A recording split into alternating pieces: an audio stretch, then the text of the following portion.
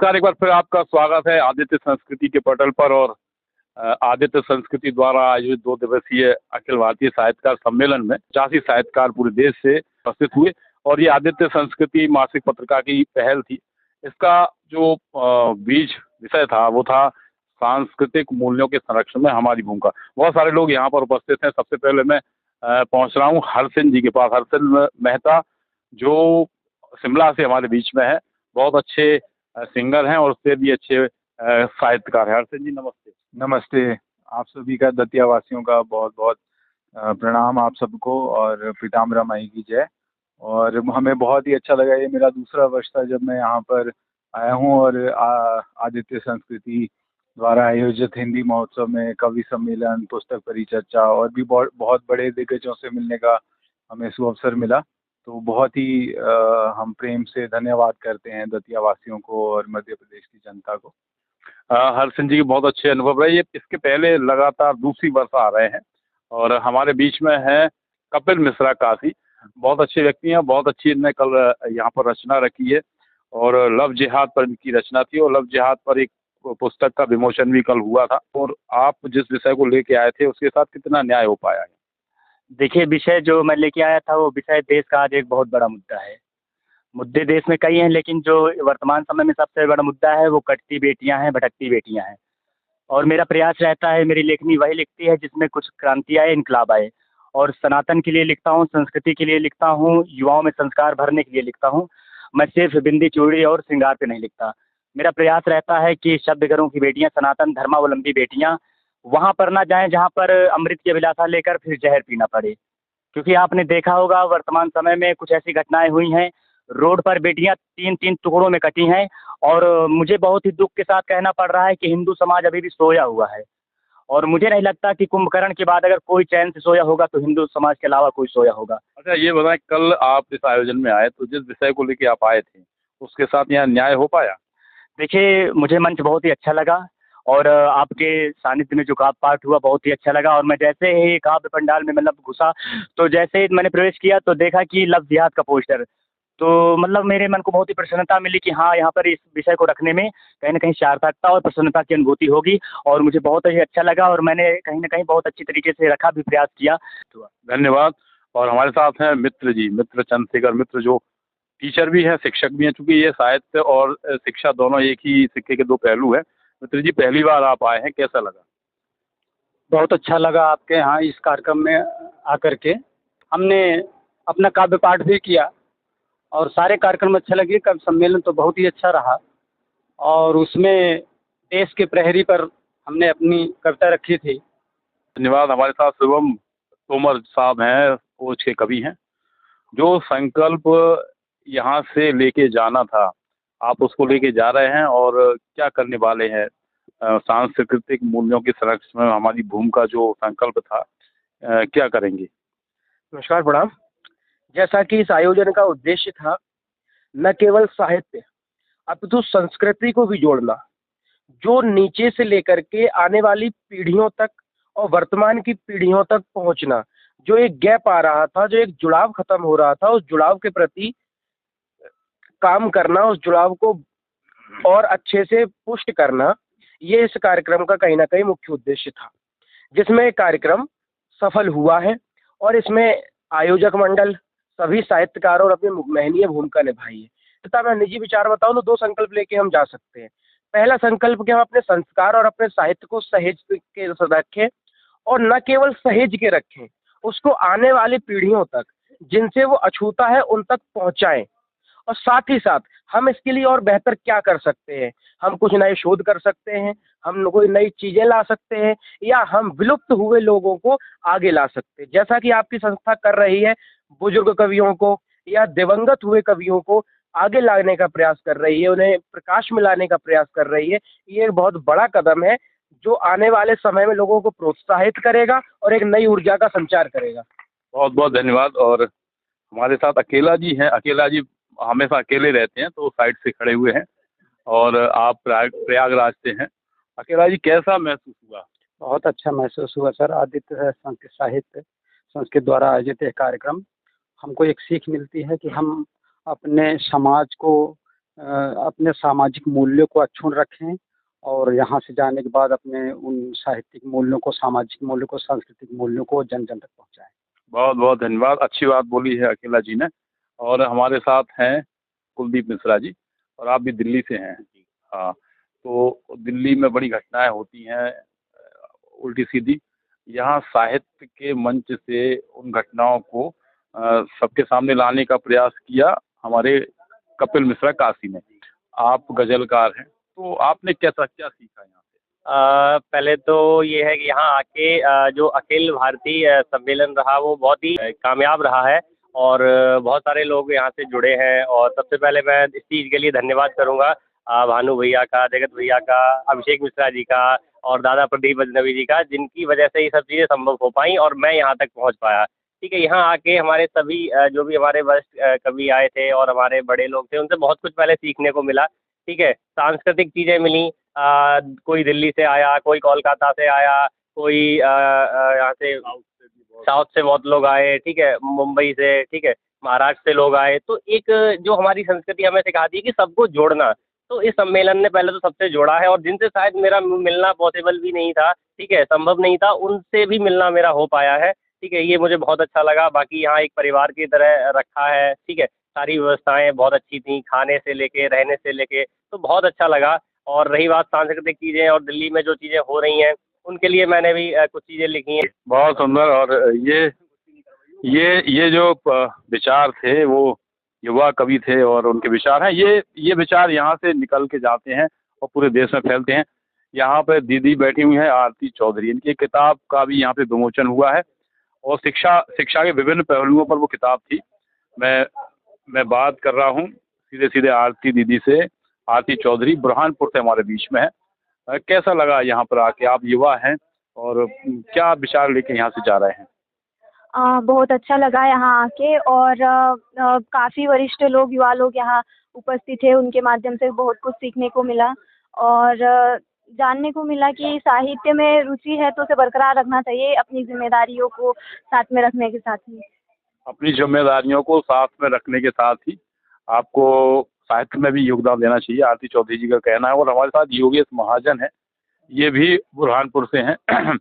क्या सीख के जा रहे हैं यहाँ से? सबसे पहले तो आपका बहुत बहुत धन्यवाद, क्योंकि हम जैसे युवाओं को जब मंच मिलता है तो हमारी जो लिखने की ललक है और जो काम करने की क्षमता है वो 1000 गुना बढ़ जाती है कम से कम। और आपका बहुत बहुत धन्यवाद इस मंच का। और हमें यहाँ पे हमसे जो वरिष्ठ आए थे उनसे बहुत कुछ सीखने को मिला, किस तरीके से साहित्य में काम किया जाता है वो सीखने को मिला, और आपका मार्गदर्शन मिला, इसलिए आपका बहुत बहुत धन्यवाद।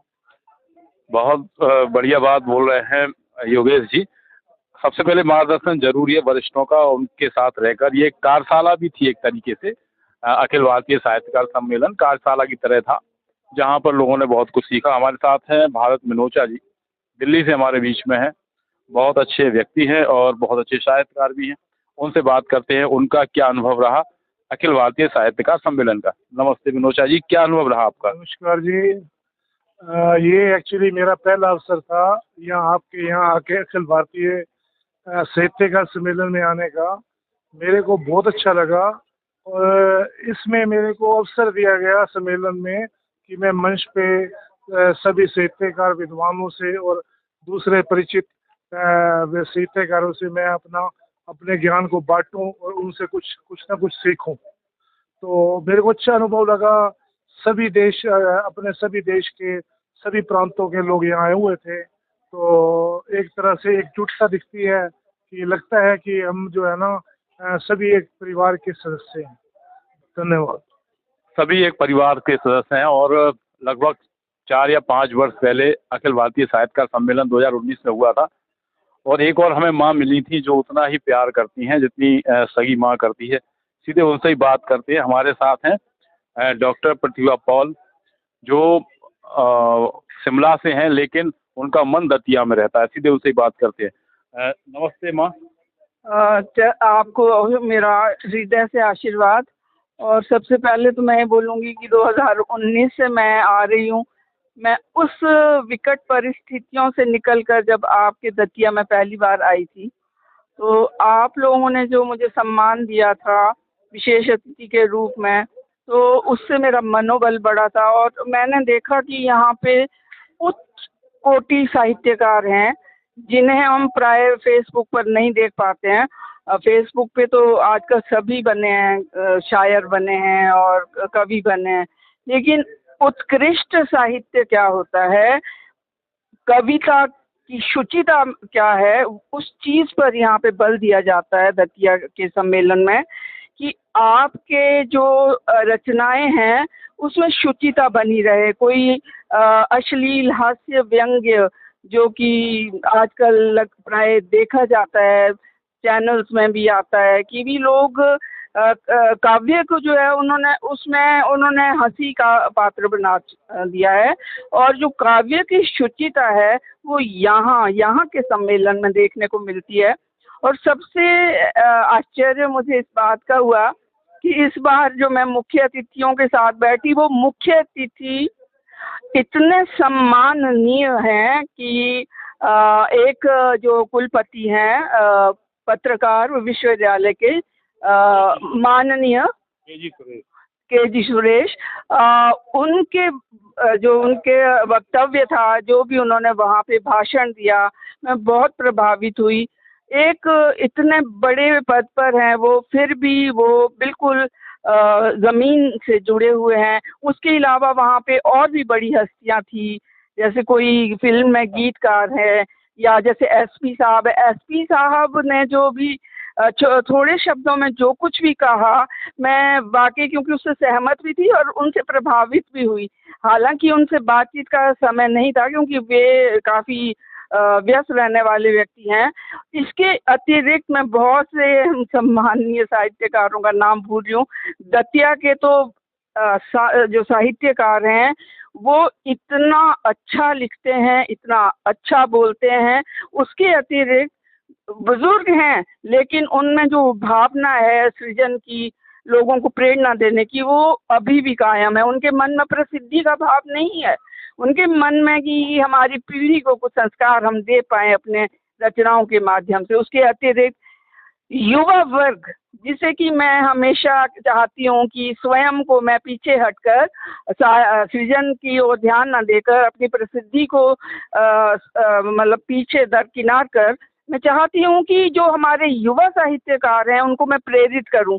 और इतने उत्कृष्ट छोटी छोटी उम्र के साहित्यकार हैं जो इतना अच्छा लिखते हैं कि मन गदगद हो जाता है। और आयोजन की विशेषता मैं बताती हूँ कि मेरे मानस पुत्र जगत जी और भानु जी है, और इनका समस्त परिवार, खासतौर से विशेषकर इनका छोटा, सबसे भानु जी का छोटा बेटा शुभादित्य, और इनका बड़ा बेटा जो कि पत्रकारिता में मुझे लगता है नाम कमाएगा, वो अभी जर्नलिज्म का कोर्स कर रहा है। वो इतना इन्होंने संस्कार भर रखे हैं अपने बच्चों में। तो मैं सोचती हूँ कि अगर ऐसे माँ बाप और इनका त्याग, साहित्यकारों के प्रति जो ये सम्मान देते हैं, हमने कुछ नहीं दिया। और यहाँ पे इन्होंने हमसे पैसे नहीं लिए कि हज़ारों रुपए लिए आने के लिए या सम्मान लेने के लिए, जैसा कि अधिकांश देखा जाता है सम्मेलनों में, कि इन्होंने बिल्कुल, जिसे कहना मैं कह रही हूँ कि फ्री में इन्होंने जो हमें सम्मान दिया है, और जो इन्होंने भोजन हमें इतना अच्छा पौष्टिक, और जिसे कहते हैं कि शाकाहारी, शुद्ध शाकाहारी वैष्णव भोजन जो इन्होंने इतने प्रेम पूर्वक परोसा है, मैं इन दोनों भाइयों की और इनके परिवार की कायल हो चुकी हूँ। और मैं चाहती हूँ कि जब तक मुझ में सामर्थ्य है, ये मुझे विशेष तौर पर पहले ही यानी आमंत्रण दे देते हैं कि आपको तो माँ आना ही होगा। इनका ये उस स्नेह आमंत्रण जो है मैं कभी अस्वीकार करती नहीं। तो मैं क्या कहूँ, शब्द कम पड़ रहे हैं कहने के लिए साहित्य के। और पूरे देश के साहित्यकार यहाँ पे जो आए हैं, किसी का भी, अगर आप सोचें कि आप बड़े हैं, वो छोटा है, दूसरा कम है, यहाँ बड़े श्रेष्ठ कवि हैं, श्रेष्ठ जो हैं शायर हैं, गीतकार हैं। और एक तो श्रीमन नारायण है, वो तेलुगु फिल्म है, वो कर रहे हैं, गीत लिखते हैं। तो बहुत ही मतलब मैं सोचती हूँ कि ऐसा जो सम्मेलन है पूरे भारत में, मैं दावे से कह सकती हूँ कि शायद कहीं नहीं होता होगा। मैं कहीं नहीं गई हूँ, लेकिन कुछ मैं वीडियोस देखती हूँ।